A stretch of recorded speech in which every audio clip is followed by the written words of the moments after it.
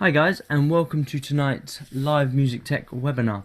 Tonight we're going to look at effects processing. We're going to take this in a basics way. So we're going to look at some of the concepts you should be thinking about, and we're going to be looking at the basic kind of organization of effects. And from a teacher standpoint, it's very easy for us to forget that a lot of our students actually have never dealt with this process before and haven't been able to set them up. So we're just going to look at basic setup and some of the effects that you should be using in order to enhance your productions. So once again, if you want to ask a question during the Q&A section, please do so, and I'll try and answer all of your questions. And let's crack on with this. So the basic running of tonight's show, we're going to look again at the different stages that we apply our effects in, starting from the recording to the mixing and then onto the mastering. And then we're going to look at the differences between insert effects and send effects, and which kind of effects we should be using and why we should be using them. We're going to look at a more advanced topic, and we're just going to delve into this ever so slightly. And if you're a member of our newsletter, we've got a nice little topic on parallel processing this week, so please sign up to that and you'll get the tutorial for that as well. So we're going to look at parallel processing, then we're going to look at different kinds of effects and how they're categorized, and then obviously finally we'll do a Q&A. So just starting with our basic recording, mixing and mastering, what to expect and what should we be doing during each of these sessions or sections of our recording and mixing process. So unless you're recording for a live situation, you're pretty much going to want to leave your effects absolutely minimal during this stage. Unless you've got issues with your equipment, or you've got issues with your noise to signal range, or you just have a particular effect that you want to apply before it gets to the mix. Unless you're thinking about these things, you're pretty much going to want to leave the recording stage absolutely dry. Once again, this is for major studio productions rather than live events. Live events, of course, you're going to want to apply all your effects and processing so you can get it out to your audience. But when we think about this, we very much think actually we're going to create our isolation. We're going to kind of take all the effects out of that recording stage and record in as clean as possible a sound as we can. And then during the mixing stage is when we can experiment and we can apply all these effects and make our polished mix. And then we're going to look at the mastering section. So the mastering and what we should apply. Now I have a general thing that I do with my mastering, and it's always very minimal. As I always say during this part of the show, I'm not a mastering engineer by any means, so I don't pretend to be, and what I tend to do is enhancements, but in the very minimalist spectrum.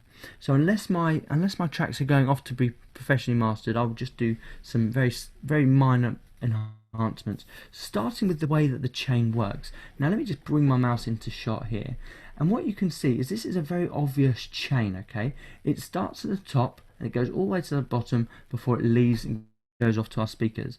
Now the chain that I incorporate is this simple EQ, and we're just putting some high-end boost and some low-end boost onto our mix, and sorry, that's the other way around, low-end boost and high-end boost onto our mix, just to kind of polish up the sound, as it were. And then we have a multi-band processor, a multi-band compressor, sorry, and this is just kind of another area of kind of compressing the mix as it goes out. And remember, when you apply it to the mastering channel, you're doing it to every single instrument. So this is where you've got to be very careful. And this is why I say if I do it in the mastering channel, I do it only very minimal, okay? The next, I may apply just a little bit more reverb, and you'll notice that this is actually an insert rather than a send, so it's going to apply itself to 100% of your channel, and that's where you're going to have to be a little bit careful. So make sure you choose a reverb that has the parameter where you can actually turn down the wet or dry mix. Then we use this spreader, and the spreader is really nice to kind of power your mix out across the speakers even more so, okay? And then finally, to make sure we get to our 0 dB range, we use this limiter. And the limiter has to go right at the end of the chain, and this just makes sure that we restrict our mix to 0 dB. Now, if you've got if you've got no headroom or you're already past a 0 dB, you can expect some ducking at this stage, okay? And this is where you're going to have to be very careful, where ducking is basically where your mix has a sudden drop in volume, and it's quite an obvious thing when it comes to limiting. So one thing you do need to make sure is that you've got a nice bit of headroom before you get to the mixing stage. And you're looking probably about 3 decibels of headroom there to make sure you don't have serious ducking, okay? So that's the process that we're using, and then there's inside the mixing stage there's multiple, and we do include EQ within our processing, okay, within our effects, okay. EQ is definitely an effect, and it's definitely something that we do, okay, and we'll explain how we kind of adjust them in a second. So without further ado, on to our inserts and dynamic processing. Now, inserts is a very hard and fast way of getting an effect onto a channel. Generally, inserts are generally dynamic processing rather than general effects, okay? And the reason for this is because they take over 100% of the channel, and they can be quite heavy on the processing power of the Dawn. Now, you imagine an insert has to be applied to every single channel. You can't share inserts across channels, okay? So it's really important that you understand this, that some effects have to be inserted this way, or some effects have to be used this way, and other effects can be shared. So when we talk about dynamic processing, we're really looking at noise gates, compressors, limiters, and even EQs at this stage, okay? And they pretty much always get inserted into the mix. And what happens with this is, especially with people or students or people that are just starting out with music production, because it's such an easy way of getting your effect onto the channel, inserts are used lots. And it's really important that you notice that actually that's not necessarily the right way of doing it. I quite often see students inputting reverbs as an insert, and then in order to get the space sounding exactly right for each and every instrument, they have to apply the same reverb on every single track, and then it obviously overpowers the mix, so they have to kind of mess around with each one, and this is where they get themselves into massive amount of trouble. So you do have to understand that only certain effects done in a certain way are suitable for inserts. Now, this isn't always to say that you can't use reverbs as inserts. If you're going for something a bit special, then it might be that you want that.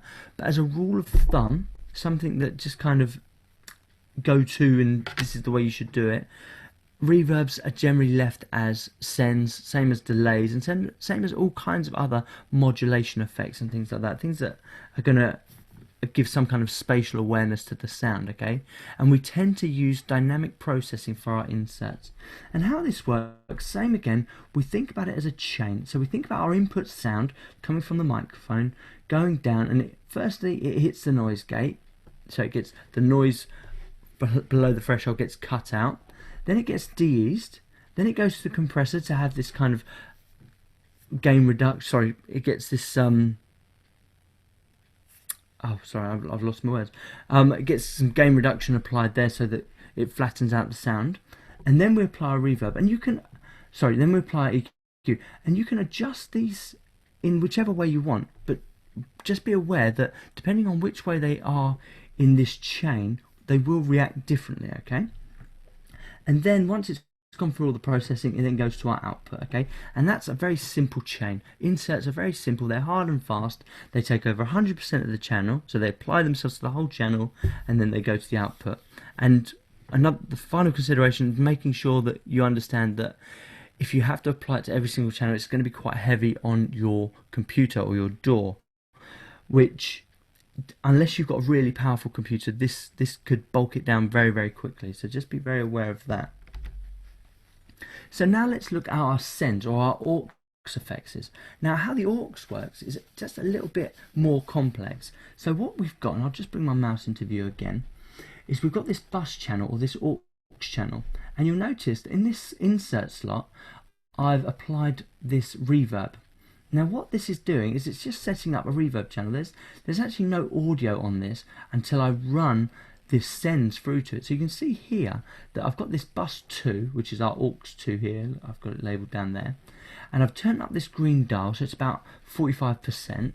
So now it's sending 45% of my channel, my vocal 1, to this aux channel. Now this diagram isn't completely accurate because it's called a return aux really. So what happens when it sends it to it, it then returns it back to the channel, then goes out. But I just find that this diagram is just slightly easier to understand, where it kind of sends it outwards, but it's not necessarily the right diagram. Then what you also notice is that I can get this bus and I can apply it to all of my channels, and all of my channels will then go to this aux2 channel, have this reverb applied to it, and then go to my output. And it's really effective. So basically I've set up one reverb and I've been able to apply it across all my tracks. And if you remember from our depth of field webinar, you'll know that when you're trying to put the space back into your mix, you're very much going to want to apply the reverb or the same reverb to every single track. But that's not to say that every track will have the same amount applied. And that's where this green dial comes really useful, because you can just patch in 20% or 40% or as you feel appropriate. And that's basic consideration. So it's going to save you lots on your CPU, lots on your processing. However, they're not as easy to set up, and the results will not be as instant as maybe your insert effect was. But you need to keep this in mind, that instant results is not always necessarily what you're going for. If you're going for something subtle like reverb, it's definitely not the way. And I mean, you can trial and error this. Apply reverb as an insert, apply it as a send, and just have a look at the different results. And hopefully you'll come to the same result, that you should be applying it in a certain way that fits your workflow. Okay, so those are our sends. So we've got two different kinds, sends and inserts, and hopefully that was fairly clear. Now on to our parallel processing. Now this is where it gets slightly more complex, and I've got one configuration here just to kind of wet your whistle, as it were. But once again, in this week's newsletter, there is a really nice tutorial that's going to walk you through some more complex parallel processing. So please sign up to that and have a look at that. But this is my basic example of parallel processing. Now the idea with parallel processing is that you're taking what you've got and you're trying to make it sound as a whole, or you're trying to make it sound thicker or more bulky, and this is a really interesting way of doing it. So what you have here is, you'll notice that I've applied all my effects, inserts, and well, I haven't got any sends on this, but I could have. And rather than sending it to my output, which is normally what you'd see, the stereo output here, I've sent it to bus 1 or aux 1. Now if you notice that all of these channels, which are drum channels, go to the aux 1 before they go to the output. So before they go there, they have some more compression applied. But this time, rather than applying compression individually, they have the same compression applied to all the tracks again.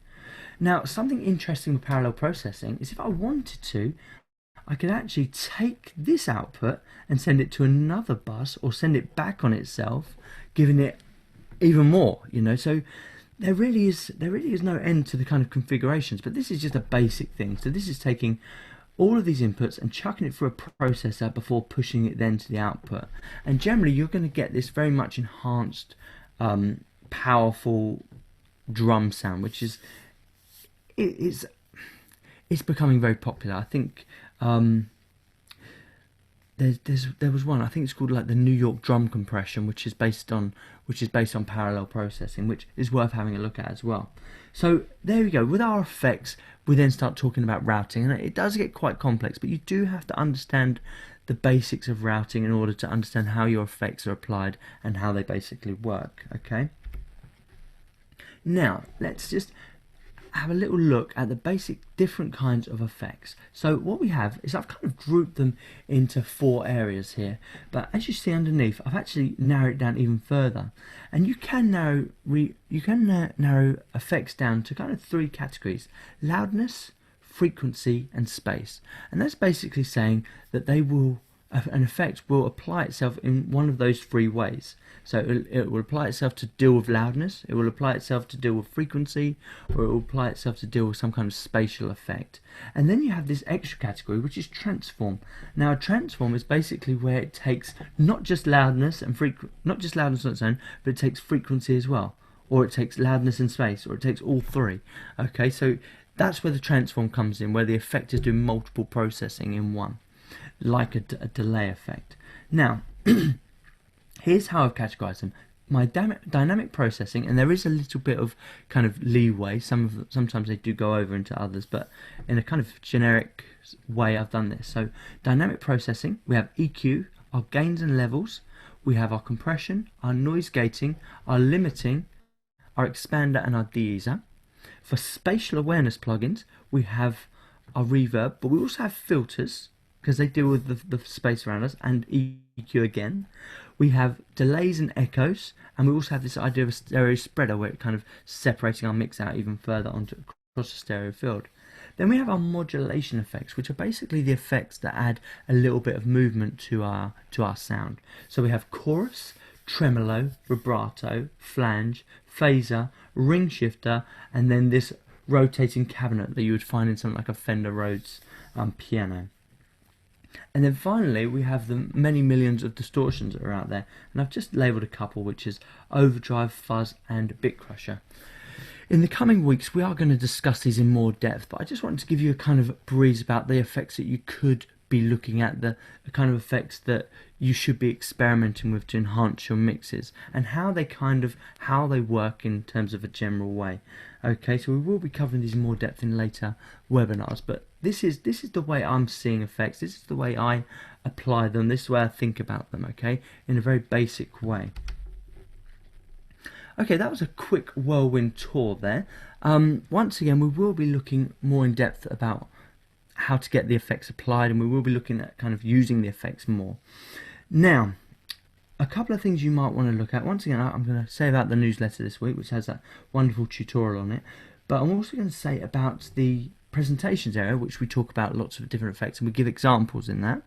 We also have this mixing audio routing basics post, which a lot of the diagrams from tonight's show are in, so you can go and have a look at that, and there's a nice little post about how that all works and some more in-depth analysis onto that. And then finally we have a whole bunch of effects posts that we're going to be looking at as well, but those are the resources that you can kind of have a look at and go to. Now, before we sign off, I'm sorry, that seems like a bit of a whirlwind tour tonight.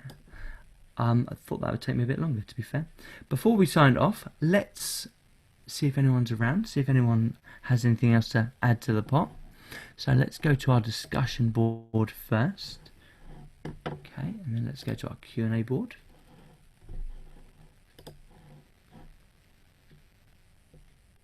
Okay, not to worry, so no one's around tonight, but not to worry. If you have any questions in the week, or if you want me to kind of explain something a bit more thoroughly, that's absolutely fine. Please send us a line, we will. Next week's webinar is on automation and structuring your mix and the arrangements that you should be thinking about. And that will bring us to the end of this term's series of webinars. And then next time we're going to look more in depth and more thoroughly at effects and how to apply them and how to use them in your mix. So it should be quite interesting. Once again, if you've got anything you want to add, chuck us a line in one of the normal ways. Always fantastic to hear from you guys. And enjoy the rest of your evening.